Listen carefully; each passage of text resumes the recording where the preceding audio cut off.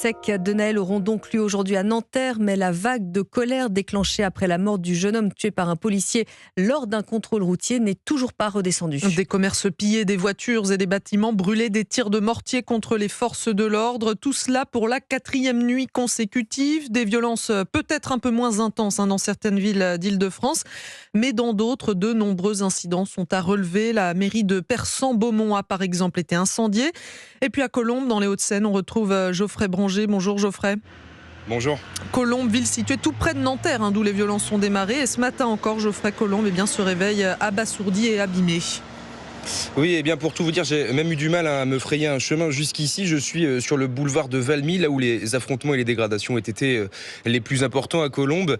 Il y a beaucoup de débris sur la route, des feux de poubelles éteints, des semblants de barricades, des panneaux de signalisation ou encore évidemment des carcasses de voitures calcinées.